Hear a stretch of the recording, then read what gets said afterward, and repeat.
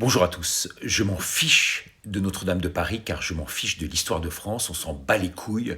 Objectivement, c'est votre délire de petit blanc. Voilà ce que disait Hafsa Afkar, vice-présidente du syndicat de l'UNEF, vous savez, le plus gros syndicat étudiant en France. C'était en avril 2019. Alors, comme le dit si bien Bernard Lugan dans son livre qui apporte cette satanée citation et dont le titre est Répondre aux décoloniaux, il s'agit de quoi au juste derrière tout cela?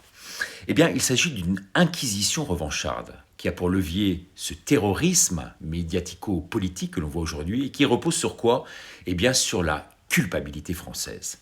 Des thèses reprises par le président en personne lorsqu'il dit que le colonialisme est une faute de la République. N'est-ce pas pourtant l'esprit des Lumières dont il s'inspire tant qui a poussé à travers ce concept d'assimilation à vouloir mondialiser le monde, à faire rayonner la civilisation de la France à l'étranger, coupant ainsi les peuples de leurs propres racines. Mais quand on réfléchit bien, quelle hypocrisie derrière tout cela.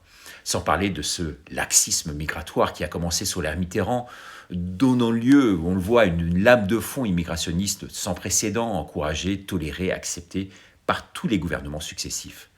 Ce qui a bien sûr eu des conséquences sociales, religieuses, sécuritaires désastreuses, mais surtout aujourd'hui politiques avec l'arrivée de tous ces hommes que l'on voit aujourd'hui, malgré nous, au pouvoir. Comme le disait Édouard Herriot, homme de gauche mais néanmoins extrêmement lucide, comme quoi c'est pas incompatible, eh bien la France est donc devenue en quelque sorte la colonie de ses colonies. Et en plus, c'est sur son propre sol qu'on lui livre cette guerre raciale sans merci. Et pour conclure, comme le disait très justement le général de Gaulle, eh bien la France c'est quoi? C'est un peuple européen, de culture grecque et latine, de religion chrétienne, que n'en déplaise à certains.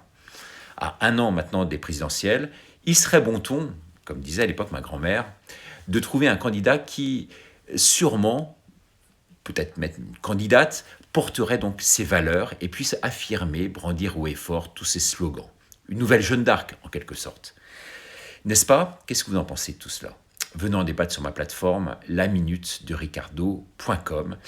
Merci à vous tous, à Frédéric Servian qui m'a offert ces belles montres que vous voyez ici, et à vous tous, de plus en plus nombreux à participer à la création de cette marque, laminutedericardo.com.